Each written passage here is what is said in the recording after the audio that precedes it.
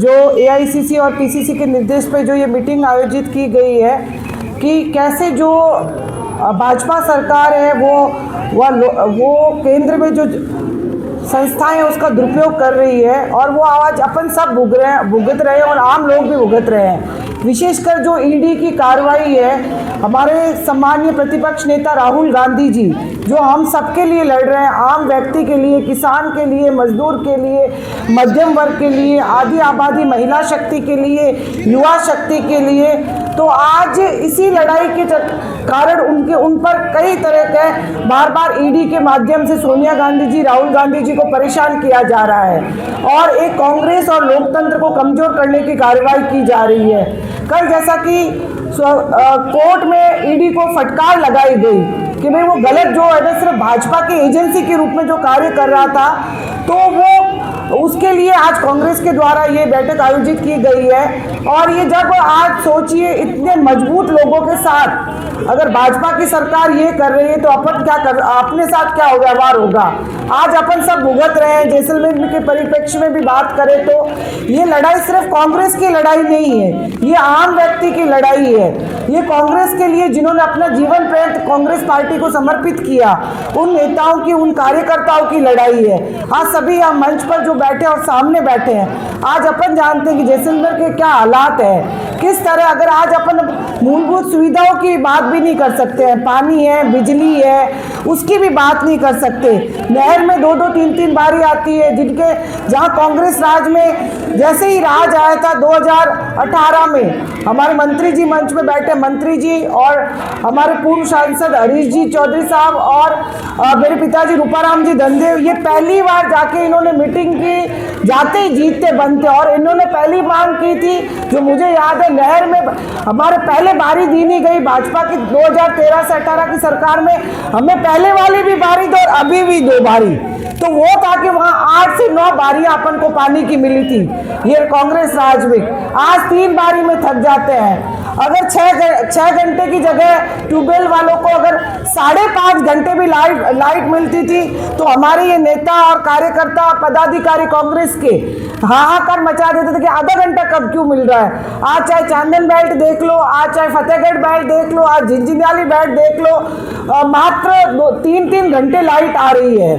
तो ये एक तरह से, और जो पानी की बात करें तो हमारे अध्यक्ष साहब बैठे हैं जो ये अगर ये शहर में रहते हैं, शहर में पानी कांग्रेस राज में इतना आता था जैसलमेर शहर में कि टैप नहीं लगाते तो नालियों में पानी बहता था, जो पानी की सुविधा की गई थी।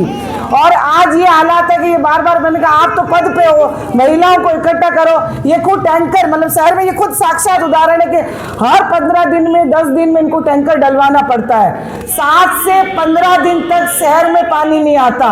माननीय हमारे बीजेपी के सत्ताधारी विधायक महोदय के वार्ड में, जहां हमारे पूर्व चेयरमैन साहब भी शायद उन्हीं के वार्ड में रहते हैं, अशोक जी, आप चाहे तो वेरिफिकेशन इनसे करा दीजिए, 10-15 दिन तक वहां पानी नहीं आता। वहां कई पत्रकार महोदय भी, जैसे यहाँ बैठे हैं पत्रकार महोदय भी उस वार्ड में रहते हैं। ये साक्षात है कि ये खुद उदाहरण है कि वहां से 10 से 15 शहर में पानी नहीं आता। गांव के तो हालात ये है कि 1 से 2-2 महीने हो गए ट्यूबवेल खराब हुए हुए, इनसे सही नहीं होते। चाहे गुंजनगढ़ की बात कर लो, चाहे लूनार की बात कर लो, चाहे उधर अगर अपन बात करें तो हरनाऊ की बात कर लो, उधर तंदोट नेतसी की बात कर लो। यहाँ ये हालात है कि 1-1, 2-2 महीने ट्यूबवेल खराब होना आम बात है। और वो पता नहीं क्या सोमवार को मीटिंगें लेते हैं और बात करते हैं। तो ये हालात है। और अगर अपन बात करें कि जो कांग्रेस राज में नरेगा, जिसके कारण ग्रामीण लोग मजबूत हुए, आज गरीब आदमियों को वहां पर मजदूरी मिलती थी। एक कांग्रेस का राज था, वहां 90,000 तक की मजदूर चलते थे, आज शायद 10-15 हजार या 20 हजार पे थक गए होंगे। और तो इस तरह की जो इनकी नीति है नाम परिवर्तन करने की, कई इस तरह की, और जो ये मनमानी है, अपन चाहते हैं कि जो महंगाई की बात करें 350 कांग्रेस राज का सिलेंडर आज कितने में 1000-1500 तक पहुंच गया है। पेट्रोल की बात करें, डीजल की बात करो, 55 को 100 क्रॉस कर लिया है। वास्तव में वो सही कहते हैं भाजपा वाले, जो 70 साल में कांग्रेस ने नहीं किया वो 11 साल में इन्होंने कर दिया। और सबसे बड़ी बात है जो अभी SIR जो हुआ है, जिसमें वोटों की छटनी के बराबर, आज अखबार में, कल के अखबार में था, लगभग 42 लाख के करीब वोट काटे गए हैं।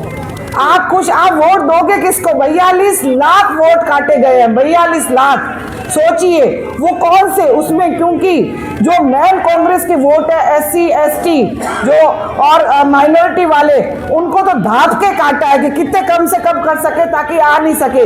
वोट चोरी के बाद उनको ये लगा कि नहीं, कि कैसे हम कांग्रेस को कमजोर कर सकते हैं। जब वोट चोरी का हमारे सम्मानीय राहुल गांधी जी ने तथ्यों के साथ मीडिया में आकर पूरे प्रेस कॉन्फ्रेंस करके जब सबूत पेश किए, तो उन्होंने एक रास्ता बदला और अपने कांग्रेस के जो वोट है उसके चोरी का काम किया। आज हम महारैली में कई अपन लोग गए थे, तो ये वास्तव में देखो बहुत ही बुरे हालात हैं। ये बाबा साहब को नहीं मानते हैं। आज जिस बाबा साहब के कारण शायद इधर और आप उधर बैठे हैं, जो यहाँ राज कर रहे हैं, वो बाबा साहब का संविधान है, जिसके कारण वो MLA MP और पंचायती राज और नगर निकायों में जनप्रतिनिधि चुने जाते हैं। जो प्रशासनिक अधिकारी है वो संविधान के कारण यहाँ है। गुलामी आजाद कराने का कार्य कांग्रेस ने किया था। आज ये बाबा साहब को नहीं मानते हैं, आज ये गांधी जी को भी नहीं मानते हैं। तो उस प्रवृत्ति के लोग बैठे हैं। और अभी भी मैं कह रही हूं, मैं आप सबसे निवेदन करूंगी मंच के माध्यम से, आप कुछ नहीं कर सकते हो तो जहां गांव ढाणी चाय की थड़ियों में बैठ रहे हो, ये बात तो रखो कि क्या हो रहा है, कितने हालात बुरे हैं। कम से कम बोलने के लिए कोई बजट नहीं चाहिए।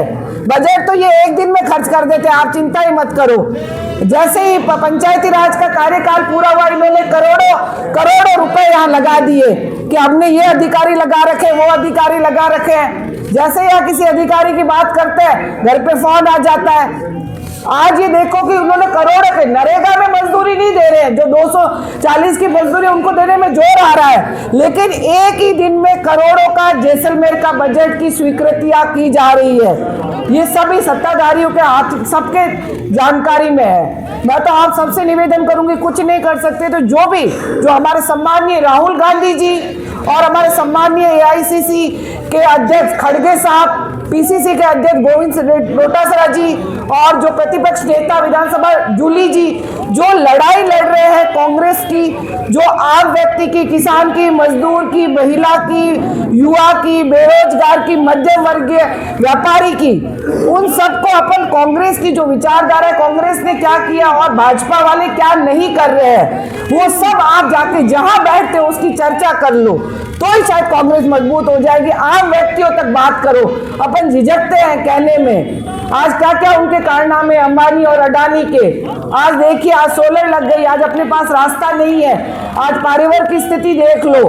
कहते हैं कि कांग्रेस राज में हुआ, तो कांग्रेस राज में तो चीजें गलत हो तो अपन सही करने का भी सुझाव है। ओरण की बात आती है तो कहते हैं कांग्रेस वाले वाह ही लूट रहे हैं। मैं तो, आप 2013 से 18 में डबल इंजन की सरकार थी, 1 इंच भी ओरण कराई क्या आपने?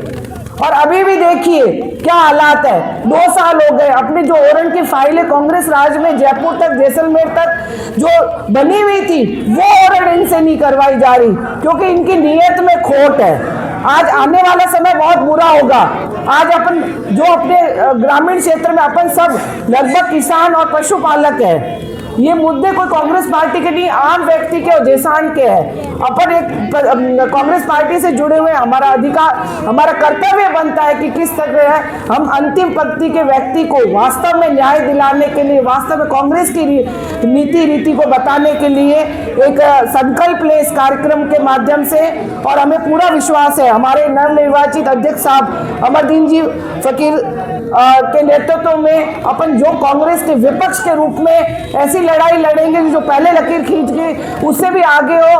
और साथ में भाजपा वाले जो कोनों में छुपे हुए हैं, चुप बैठे हैं, झूठ बोल रहे हैं, जैसलमेर जिले में भी बोल रहे हैं, उसमें आम आदमी के लिए अपन एक हथियार के रूप में कार्य करें। एक बार मैं सभी को बहुत बहुत धन्यवाद देती हूँ और इस संघर्ष को आगे जारी रखने की अपील करती हूँ, क्योंकि ये संविधान को नहीं मानते, लोकतंत्र को नहीं मानते, तो इस तरह के बैठ के धरने प्रदर्शन आपन को हर रोज करने पड़ेंगे।